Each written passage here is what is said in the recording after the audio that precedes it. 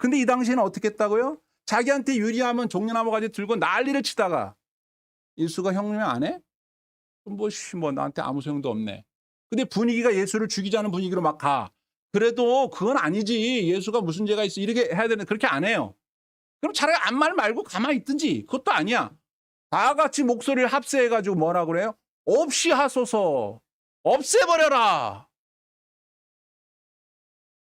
여러분 성경 읽어서 알잖아요. 빌라도는 살려주려고 했어요.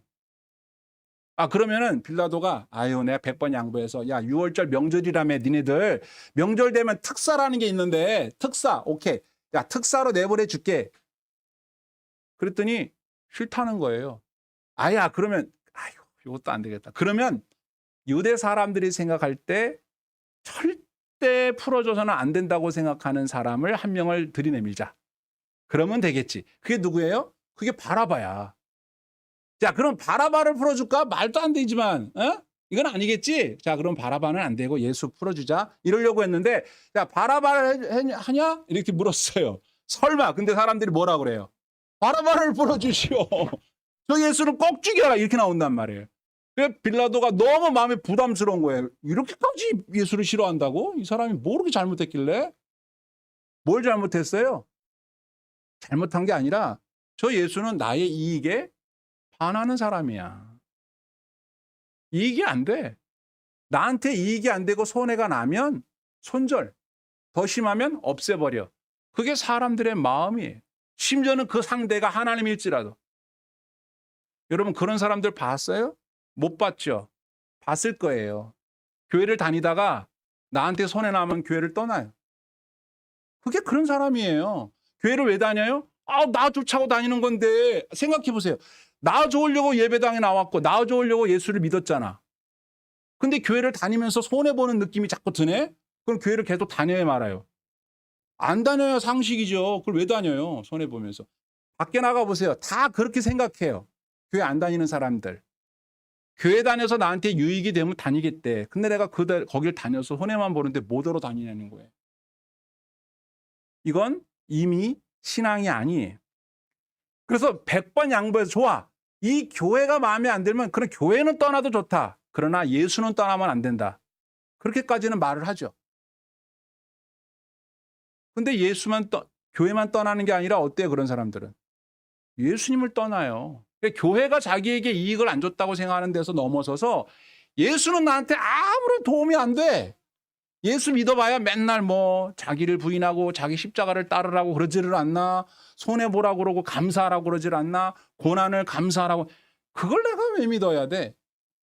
이런 마음을 갖는 사람들이 바로 당시 예루살렘에서 종려가지를 두고 환영했던 사람이자 그런 사람들 때문에 예수가 인기를 얻으면 우리한테 불리하네 라고 했던 바리새인과 서기관들이자 예수님을 연락에 따라다녔고 내 재산도 버리고 내 직업도 버리고 3년 동안 따라다녔는데 나한테 아무것도 안 떨어지네 해서 예수님 버리고 도망쳤던 제자들이나 다를 게 하나도 없어요.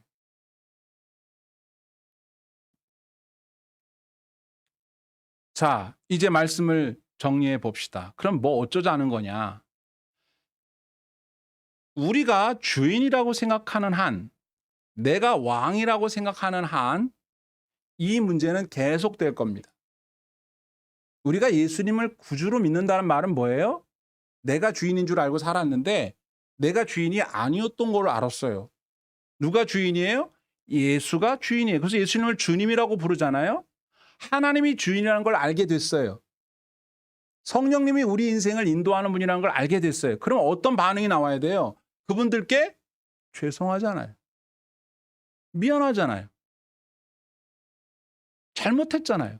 그래서 예수를 믿을 때 회개라는 걸 하는 거예요. 죄송합니다. 저는 지금까지 제가 주인인 줄 알고 살았어요. 종교마저도 저를 위해서 필요하다고 생각하고 종교 생활을 했었는데 좀 더 자세히 깊이 들어가 보니까 제가 완전히 잘못된 걸 알았네요. 죄송합니다. 저 주인이 아니네요. 저는 주인이신 예수님의 종이고 당신의 제자입니다. 이제는 제 본분을 잊지 않고 살게요. 시키는 대로 하겠습니다. 이게 예수를 믿는다는 뜻이에요. 그걸 확인하는 게 신앙 고백이고요. 그렇죠? 근데 여전히 내가 왕이고 내가 주인인 사람은 예수님은 나의 삶의 필요를 채워주는 부하예요, 부하. 하나님은 신적 능력을 가지고 나를 도와주는 내 부하예요. 그 필요에 따라서 써먹는 거죠.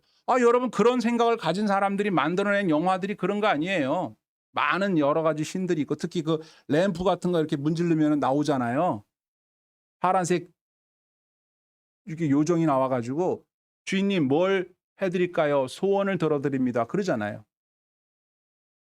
램프 속에 갇혀 있는 그 신은 그 램프를 가진 자의 종이에요. 우리가 십자가를 들고 똑같은 거예요. 이걸 문지르면서. 그럼 여기서 신이 뿅 나와. 주인님, 주인님, 소원을 들어드립니다. 그 소원을 얘기해요. 그래서 소원을 들어주면 꼭 들어가 있어라. 다음에 또 부를게. 소원을 안 들어줘. 뭐 이런 게 다 있어. 집어 던지는 거예요.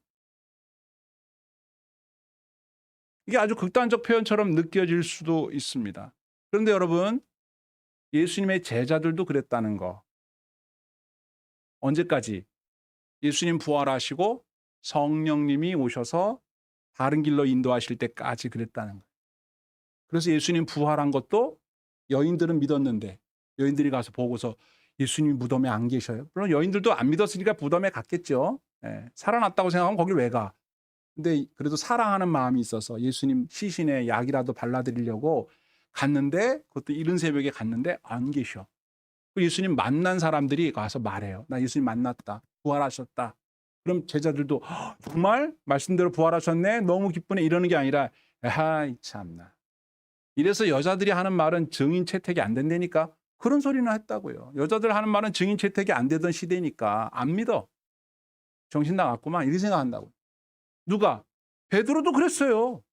예수님 부활했다는 말을 듣고 안 믿은 사람이 베드로라고요. 그래서 연락이 뛰어가 보니까 진짜로 들어가 보니까 안 계셔. 그때부터 베드로는 믿지도 못하고 안 믿지도 못하고 고민에 빠진 거예요. 어디서 예수님 만나요? 나중에 예수님이 답답해서 찾아와. 얘들아 그렇게 못 믿겠냐? 나 만져봐라. 이러신 거란 말이에요. 안 믿었어요.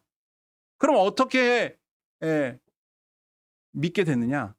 성령님이 각 사람의 마음속에 불같이 임하셔서 믿음을 일으키셨을 때 비로소 믿었다. 뭘 말하려고 하는 거예요? 그들보다 우리가 나을 것도 없고 우리보다 그들이 못할 것도 없는 사람은요. 하나님을 떠난 아담의 후예로서 성령님이 그 마음을 감동시키셔서 믿음을 주기 전에는 절대 하나님을 주인으로 믿을 수 없는 존재입니다. 여러분 그걸 깨달았다는 건 축복 중에 축복이에요. 그리고 내가 믿을 수 없었던 내가 성령님의 은혜로 내 주인이 누군지를 바로 알아보게 됐다는 것. 이것이 감사요, 기쁨이에요. 그리고 이 사실을 알게 되면서부터 내 삶이 주인 노릇하고 왕 노릇하던 삶이 아닌 섬기는 종의 삶으로 바뀌게 되었다는 것이 혁명이고요. 이런 혁명이 일어날 수 있도록 죄와 사망을 밟아 이기신 예수님의 승리가 나의 승리가 되었다고 고백하는 것이 신앙 고백입니다. 그러므로 우리가 종려나무 가지 들고 예수님을 맞이한다는 건 뭘 의미해요?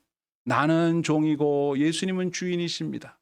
하나님이 주인이시고 나는 하나님의 백성이자 자녀요. 하나님 말씀대로 사는 게 나에게 참 행복입니다. 라고 인정하는 사람들이 하는 일이에요, 이게. 당시에 종려 나무가지를 흔들었던 사람들의 그 흔들음과 오늘날 우리들이 흔드는 건 달라요. 같은 게 아니에요. 그래서 오늘날 종려주일은 뭘 의미합니까? 이 당시에 그것이 시작이 되었지만 진정한 의미의 종려주일은 여러분의 마음속에 진짜 주인이 누군지, 진짜 왕이 누군지를 알아채고 감사하며 기뻐하는 것이 종려나무 가지를 흔들고 예수님을 맞이하는 것이다. 그러면 성경 말씀 한 절을 더 보세요. 시편 119편 71절에 이런 말씀이 돼 있어요. 고난당한 것이 내게 유익이라. 이로 인하여 내가 주의 율례를 배우게 되었나이다. 아멘. 이게 무슨 말입니까? 이제까지 내가 주인일 때는 내 뜻대로 일이 안 되면 그건 다 실패한 것이고 화딱지 나는 일이었는데 주인이 바뀌고 나니까 내 삶에 일어나는 고난을 바라보는 시각이 달라졌어요. 내 인생의 주인이 하나님이라면 내 삶에 일어나는 고난을 주인 되시는 하나님이 모르실 리가 없단 말이에요. 바라보는 눈이 달라졌어요. 이게 뭐지? 나는 좋은 걸 원하고 편안한 걸 원하는데 불편한 게 왔고 안 좋은 게 왔네. 그럼 과거 같으면 성질 납니다. 그리고 어떤 놈 때문에 이랬는지 이 문제를 일으킨 놈을 찾아내서 없애버려야 돼. 그놈 때문에 내가 불행해졌으니까. 누구든지 나의 행복을 방해하거나 나의 편안함을 방해하는 자들은 다 없애버려야 된다고 생각하면서 힘을 길러왔어요. 힘이 약하면 그러고 싶어도 그러게 못하니까. 그래서 열심히 공부한 거예요. 학력을 높이 따는 거예요. 그 힘 기르려고. 돈을 그래서 벌었어요. 돈이 없으면 힘이 없잖아요. 돈이 있어야지 내가 큰 소리를 치잖아요. 네가 감히 나의 이 쇼핑하는 이 행복을 방해를 해? 사장 나오라 그래! 이러려면 어떻게 해야 돼요? 내가 VVI 카드를 가진 사람이어야 그렇게 말할 수 있죠. 백화점 가보세요. 돈 없으면요. 사람 취급 못 받아요. 백화점은요. 돈이 왕노릇하는 곳이잖아요. 우리도 그거 알잖아요. 그래서 거기서 기 안 죽으려고 백화점 갈 때는 옷도 잘 차려입고 가잖아, 솔직히. 차도 세차하고 가잖아요. 발레 탈 때 부끄러울까 봐. 또 생각나네. 예전에 서울의 모 호텔에 6만 원짜리 뷔페를 어떤 장로님이 산다고 그래서 할머니들 모시고 봉고차 타고 끌고 갔다가 여기 왜 왔냐고. 그 뽀이가. 왜 오긴요? 밥 먹으러 왔죠. 이런 데 오셔서 이러시면 안 된대요. 교회 봉고차 끌고 이런 데 오면 안 된대. 그 장로님이 내려오셔가지고 설명한 다음에 우리를 안내했기 때문에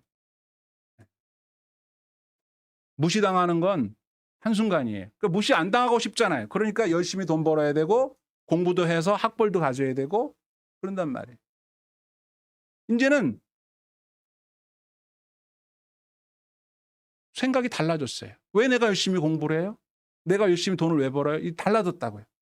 힘을 길러서 다른 사람 누르고 나를 불편하게 하는 인간들 밟아버리려고 그러는 게 아니라 내가 가지고 있는 걸 가지고 나보다 못 가진 사람에게, 나보다 못 배운 사람에게, 나보다 많이 모르는 사람에게 예수 이름으로 도움을 주고 싶은 생각이 생겼어요.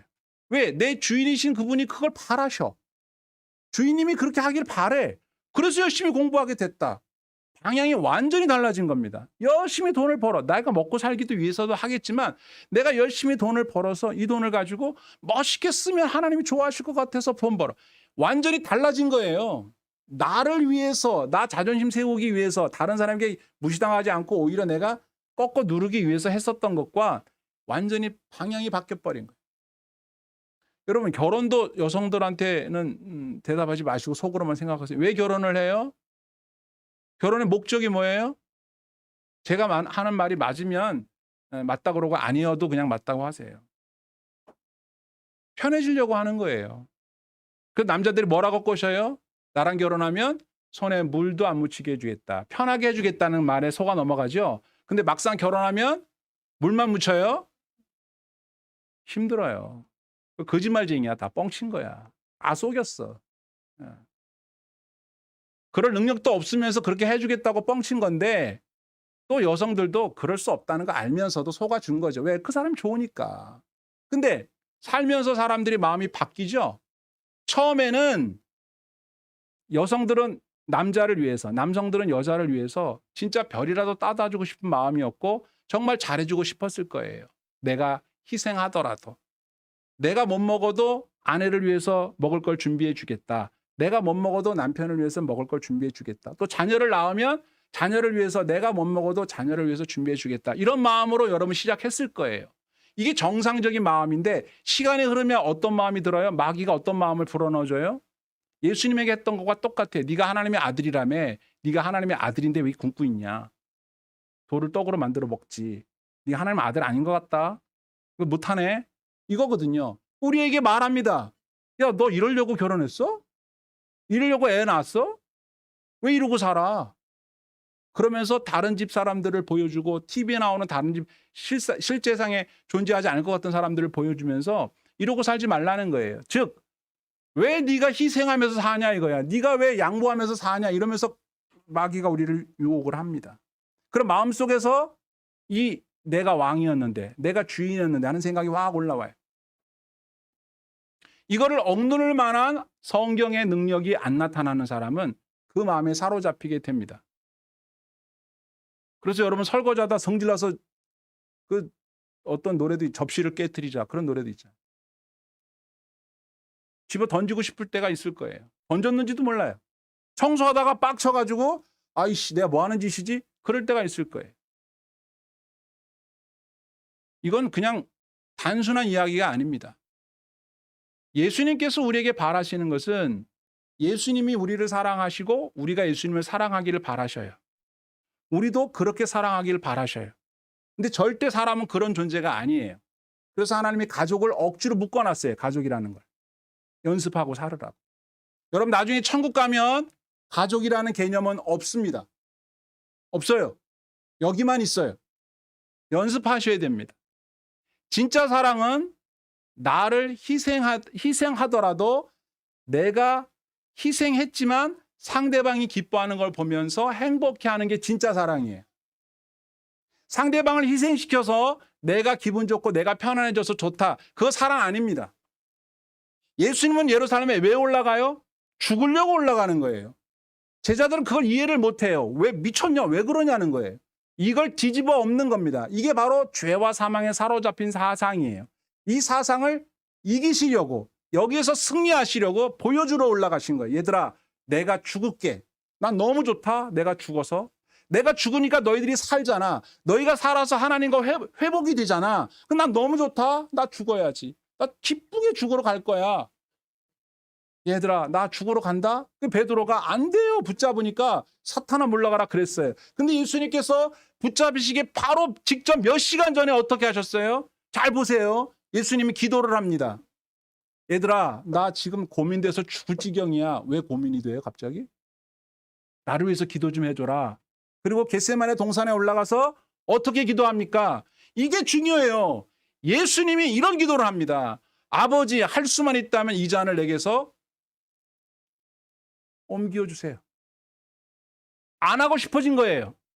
내가 왜 희생을 해야 돼? 얘네들을 위해서. 나 싫어. 나 저 사람들처럼 환영받은 왕 하고 싶어. 사람들이 인기 받으면서 이렇게 하고 싶은데 내가 죽어야 된다고? 아니 그러려고 왔으면서 모냥 빠지게 왜 그러셔요 예수님? 성경 읽으면서 답답해지는 거야. 아니 이러시면 안 되는, 이러시면 안 됩니다 여기서. 그것도 한 번도 아니고 3번이나 기도하세요. 나 이거 안 하면 안 됩니까? 아버지 뜻이라면 이 잔을 옮겨주시면 안 될까요? 나 이거 하기 싫은데, 십자가 지기 싫은데, 죽기 싫은데 이랬다니까 예수님이. 얼마나 고민했으면 천사가 와서 도와줘요. 이 땀이 흐르는데 이 핏방울처럼 됐대잖아요. 이 싸움이 얼마나 대단한지 여러분 아시겠죠? 예수님도 그랬단 말이에요. 근데 결국은 예수님 어떻게 승리하셨어요? 내 뜻대로 말고 아버지 뜻대로 되기를 원합니다. 이게 승리입니다 여러분. 전혀 갈등 없는 사람은 없어요. 이 세상에 그런 사람이 어디 있어요? 예수님도 그랬는데. 다 우리는 그런 갈등에서 살아요. 내가 중요하지. 일단 내가 중요하지. 자식도 부모도 다 필요 없어. 내가 중요해. 내가 있고 부모도 있고 자식도 있는 거지. 내가 중요해요. 그래서 처음에는 희생하려고 했고 사랑하려고 했고 양보하려고 했어요. 여러분 다 그랬어요. 근데 마음이 싹 변한다니까요. 아버지 뜻이라면 나 이거 안 하고 싶어요. 안 하고. 그런 마음이 들어요. 그때 그걸 이겨야 승리고 그걸 이기신 예수님을 따라 우리도 이겨야 사랑이 가능한데 맨날 지는 거야. 이기지 못하고. 어제도 졌고 그제도 졌고 일주일 전에도 졌고 오늘 아침에도 졌고 이따 또 질지도 모르고 지는 거예요. 예수님처럼 이기시기를 축원합니다. 이겨야 살아요. 그거를 승리했다고 종려나무 가지를 드는 게 종려주일이다 이 말이에요. 원래대로라면 오늘부터 시작해서 예수님의 고난이 시작되고 목요일날 예수님이 제자를 발씻기고 금요일날 돌아가시고 주일날 부활하시는 거거든요. 근데 우리는 오늘 이 순간에 그것과 싸워 이겨야 합니다. 먼저 그 나라와 그를 구하라. 네가 희생해라. 네가 섬겨라. 그게 큰 사람이다. 으뜸이 되고 싶으냐? 종이 되라. 나 그러려고 왔다. 그렇게 살아라. 이게 승리다. 네가 사랑하는 사람을 위해서 희생한다면 네가 승리한 것이다. 이 모든 것을 너에게 더하시리라. 내가 보상해 줄게. 걱정하지 마. 이렇게 말씀하시는 말씀에 순종하면 이기는 거고, 에이, 나 뭐 그게 못해요. 이거 옮겨주세요. 그러면 지는 거예요. 그래서 예수님을 그렇게 환영했던 사람들이 예수님을 없이 하라고, 십자가에 죽여! 이렇게 말하는 사람으로 완전히 돌변해버린 거예요. 근데 우리도 그렇게 될 수 있단 말이죠. 마음에 안 들면 교회 안 나가. 이런 소리가 어떻게 나와요? 나 예수 마음에 안 들어서 이제 안 믿을래. 이 말도 안 되는 건데 이런 일을 우리가 해요. 저는 그러지 않겠어요? 나 목사하기 싫어. 이런 말 나온단 말이에요. 나도. 미친 거죠. 근데 정상은 뭐예요? 이겨야 되는 겁니다. 여러분 마음속에 그런 마음이 없길 바라지만 있을 수 있다는 걸 인정하세요. 조금만 내 말 수틀리면 심지어는 집 나가고 싶어. 때려쳐. 나갈래. 뭐 직장에서도 안 해. 뭐 이러고 말이죠. 이혼해. 이러고. 그렇잖아요. 나한테 잘 안 해주면 다 끊어버리고 싶어. 저 인간 안 만나. 끝나. 확 성질내고. 그러면 다른 사람들이 나에게 복종할 줄 알고 그렇게 해버리지만 인간관계만 파탄나는 거예요. 여러분 이기시기를 축원합니다. 이기셔야 돼요. 그래서 여러분이 승리자가 되시기를 축원합니다. 악한 마귀가 여러분 건들도록 내버려 두지 마세요. 저도 여러분도 이 고난주간 동안에 승리하여 부활의 영광을 보게 되기를 주의 이름으로 축원합니다. 아멘.